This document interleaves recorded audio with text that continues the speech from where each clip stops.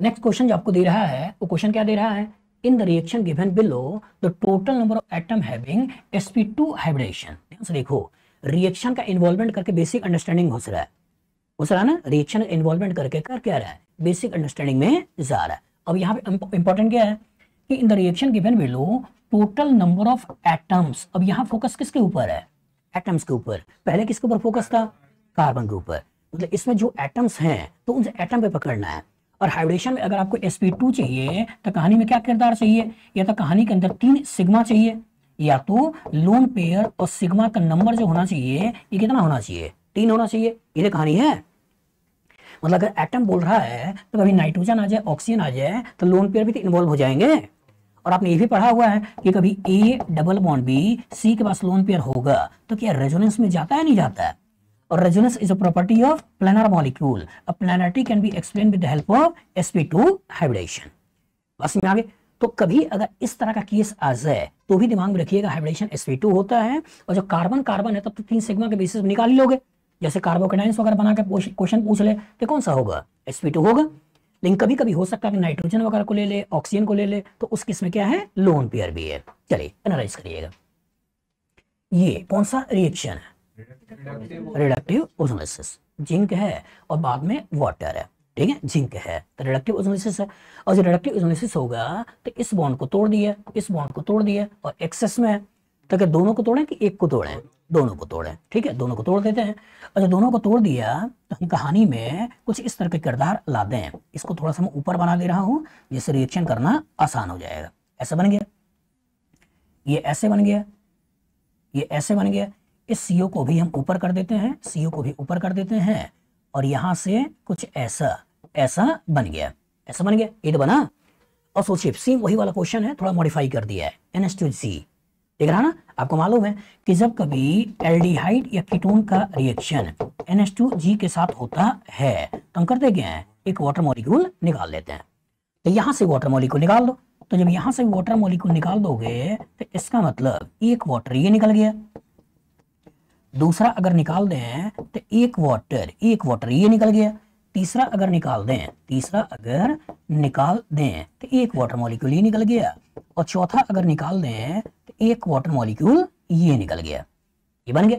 और सोचिएगा, एनालाइज करिएगा, ये 8 वाला जैसा था वैसे ही तो बनाने के बारे में सोच लो। अब यहीं पे तुमने कार्बन डबल बॉन्ड नाइट्रोजन इससे लगा दिया है OH, इधर भी तुमने कार्बन डबल बॉन्ड नाइट्रोजन इससे लगा दिया है OH, और इसको तुमने ऐसे मिला दिया, ऐसे मिला दिया। यहाँ भी तुमने कर दिया है कार्बन डबल बॉन्ड नाइट्रोजन इसके ऊपर OH, यहाँ भी कार्बन डबल बॉन्ड नाइट्रोजन इसके ऊपर OH, ऐसा बना दिया है। और इसको लाकर इसमें कार्बन में कम बना रहा हूँ, थोड़ा सा कार्बन बढ़ा देना। यहाँ से आपका C डबल बॉन्ड ये ऐसे है, फिर आगे जाके ऐसे जुड़ा हुआ है, तो ये कुछ ऐसे है, आगे जाके ऐसे जुड़ा हुआ है। ये बन गया। एनालाइज करो, सोचो, ये कार्बन किस तरह का है, sp2 sp3 sp2। ये कैसा है, ये कैसा है, ये कैसा है।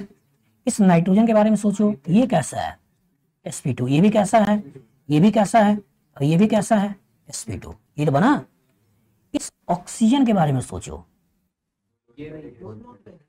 A double bond B C के ऊपर लोन पेयर, देख रहा है, A double bond B C के ऊपर लोन पेयर। तो क्या ये लोन पेयर इसके द्वारा रेजोनेंस में है या नहीं है ना। और जो रेजोनेंस में है तो अभी मैंने बताया कि A double bond B C के ऊपर लोन पेयर होगा, और जो रेजोनेंस होगा तो resonance is a property of planar molecule. और रेजोनेंस अगर प्लानर मॉलिक्यूल का प्रॉपर्टी है तो हाइब्रिडेशन क्या होगा, sp2। इसमें आगे तो इसका तो ये एटम ही sp2 है, तो यहाँ हो गया 3, यहाँ हो गया 3, यहाँ हो गया 3, और यहाँ हो गया 3। कितना हो गया, कितना हो गया, 12। तो 12 sp2 एटम है। तो जल्दबाजी में बच्चा हो सकता है कि केवल इसको पकड़ ले कि 2 सिग्मा, एक ये वाला सिग्मा, 3 सिग्मा है तो हाइब्रिडेशन sp2। तो नॉर्मल पिक्चर वाली कहानी भी ले लिया है, लोन पेयर वाली कहानी भी ले लिया है, एक लोन पेयर, एक ये सिग्मा, एक ये सिग्मा, देख रहा ना। लोन पेयर वाली कहानी भी ले लिया है कि एक लोन पेयर है, 2 बॉन्ड पेयर है, मतलब यहाँ भी हाइब्रिडेशन sp3। बस में आगे। और साथ साथ इस कहानी को भी ले लिया है कि जब वही A double bond B C के ऊपर लोन पेयर होगा तो इसमें रेजोनेंस होगा, और resonance is a property of planar molecule. और प्लानरिटी को भी कैसे समझाओगे, कैसे समझाओगे, sp2 से। याद करो, आपने इस तरह का कहानी एरोमेटिक में पढ़ा है, क्या ये कंपाउंड एरोमेटिक है या नहीं है ना। तो इसका मतलब अगर नॉर्मल पिक्चर देखो तो 2 सिग्मा है, 2 लोन पेयर है, तुरंत क्या बोलोगे? sp3 hybridisation. लेकिन सोचो कि क्या A double bond B C के ऊपर लोन पेयर आ गया, नहीं आ गया? आ गया। और जब A double bond B C के ऊपर लोन पेयर आ गया तो अगर रेजोनेंस का इन्वॉल्वमेंट आया, नहीं आया? आया। और रेजोनेंस आया मतलब सिस्टम क्या हो गया? प्लानर। बस में आगे। तो नॉर्मल पिक्चर में जब तक रेजोनेंस नहीं होता है, यही कहानी अगर ऐसी होती तो इस केस में बोलते अब हाइब्रिडेशन कौन सा है? sp3। लेकिन जब रेजोनेंस आ गया तो उस केस में इसका हाइब्रिडेशन क्या बोलना है? sp2।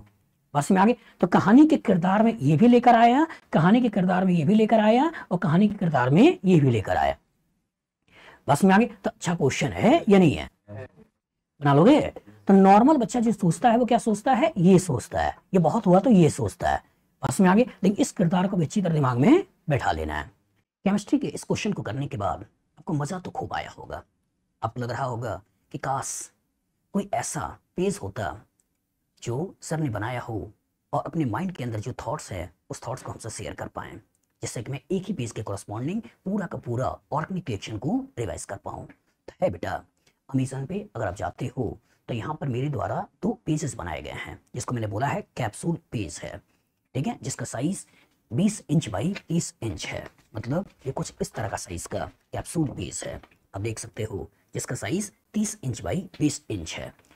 इन्हीं एक एक पेजेस के कॉरस्पॉन्डिंग अगर आप देखते हो तो इस पेज में पूरी ऑर्गेनिक केमिस्ट्री में जितने भी रिएक्शन हैं उसके क्या की नोट्स हैं जो आपको दिमाग में रखने चाहिए, वो यहाँ पर देखने को मिलते हैं।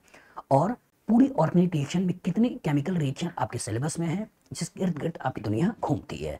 मतलब अगर बाउंड्री ऑफ केमिकल रिएक्शन की बात करें, जो आपको पढ़ना ही चाहिए, आना ही चाहिए, उसका इंफॉर्मेशन आपको इस पर्टिकुलर चार्ट में देखने को मिलता है। अगर आपने केवल इन दोनों चार्ट को भी प्रॉपर तरीके से पढ़ लिया तो मेरी गारंटी है, जो पिछले 20 सालों से मैं पढ़ा रहा हूँ आईआईटी और नीट के बच्चों को, सारे के सारे क्वेश्चन लगभग इन्हीं पर्टिकुलर चार्ट से पूछे जाते हैं। मतलब इन चार्ट को जितनी बार आप रिवाइज कर सकते हो करिए और अपने कॉन्सेप्ट को एनहेंस करिए। इसको लेने के लिए आप अमेजन में जा सकते हो। अमेजन में आप यहाँ पर लर्नोफाई टाइप करिएगा, तो लर्नोफाई टाइप करने पर आपको यहाँ पर मेरे द्वारा बना हुआ चार्ट दिखाई दे जाता है। अलॉन्ग विद दैट, अगर आप चाहो तो और इन्फॉर्मेशन के लिए, अगर आप आईटी एडवांस की तैयारी करते हो और चैप्टर के मिक्सिंग के क्वेश्चंस को लगाना चाहते हो, तो आपके पास बुक है 10 का दम, जिसमें एक एक क्वेश्चन के कोरस्पॉन्डिंग 10-10 रिएक्शनों को मैंने मिलाया है और कॉन्सेप्ट को एनहेंस करने की कोशिश किया है कि जिससे कि बच्चा प्रॉपर मिक्सिंग ऑफ क्वेश्चन को प्रैक्टिस कर पाए। और इसको मैंने रेफरेंस लिया है 2007 से लेकर 2024 तक के पेपर में आईटी का जो क्वेश्चन आए हैं उन्हीं के आगे ये पीछे जोड़ते हुए क्वेश्चन को मैंने फ्रेम किया है। काफी अच्छा क्वेश्चन बैंक है, इसके थ्रू अपने प्रैक्टिस कर सकते हो। दूसरा, जो बच्चा मेडिकल की या आईटी की तैयारी करता है उसके लिए डीपीज, मतलब इसके अंदर 80 डिवीज हैं और सभी के अंदर 10-10 क्वेश्चन हैं। इसके कोरस्पॉन्डिंग 800 क्वेश्चन जो पूरी ऑर्गेनिक केमिस्ट्री को चैनलाइज वे में सिस्टमेटिक तरीके से बच्चों को नॉलेज को इनहेंस करता है और प्रॉपर तरीके से उनका नॉलेज को बढ़ाता है। मतलब कम question corresponding quality of question को देना और सिस्टमेटिक तरीके से देना। उसके बाद अगर कम टाइम है और आप चाहते हो कि पूरी केमिस्ट्री का रिवीजन कर पाएं, तो यहाँ पे आपके पास 30 डे चैलेंज, ये 2 वॉल्यूम में है। एक आपका वॉल्यूम 1 जो कि आईटी के लिए है और दूसरा वॉल्यूम 2 जो आपका मेडिकल वाला बच्चों के लिए है। मतलब इसमें 15 question physical, 15 inorganic, 15 organic, 45 question daily basis पर आपको देखने को मिलते हैं, जिसको आपको करना होता है, जिससे कि अगर आप एक बुक को लगाते हो तो 1350 क्वेश्चन एट ए टाइम 1 महीने के अंदर आपका लग जाता है, जो कि आईटी मेन और नीट के लिए काफी हेल्पफुल है। और यहाँ पर आपके पास problem solving strategy of NCERT organic chemistry question, इस बुक के कोरस्पॉन्डिंग जो एनसीईआरटी के रियल क्वेश्चन है, उन रियल क्वेश्चन को कैसे टैकल करना है, उस रियल को क्वेश्चन को कैसे करना है, एक प्रॉपर तरीके से एक कॉन्सेप्चुअली वे के थ्रू आपको बताने की कोशिश किया है कि किसी क्वेश्चन को अप्रोच करने का क्या तरीका होता है। अगर आपने इस बुक को प्रॉपर तरीके से पढ़ लिया तो मान के चलिए कि इस तरह के परम्यूटेशन कॉम्बिनेशन के फ्यूचर में जितने क्वेश्चंस आ सकते हैं वो आप सही तरीके से बना लोगे और हर तरह के परम्यूटेशन कॉम्बिनेशन को आप सीख जाओगे। मतलब एनसीईआरटी का रियल क्वेश्चन को यहाँ पर लिया है और उस तरह के क्वेश्चन को कैसे सॉल्व किया जाता है उसकी प्रॉपर स्ट्रेटेजी मैंने इसके अंदर बताई है। और उसका 2 वॉल्यूम में concept of organic chemistry volume 1 volume 2 है, जिसके कोरस्पॉन्डिंग थ्योरी और प्रॉपर क्वेश्चन का एक बैलेंस्ड वे आपको इन बुक्स के अंदर देखने को मिलता है।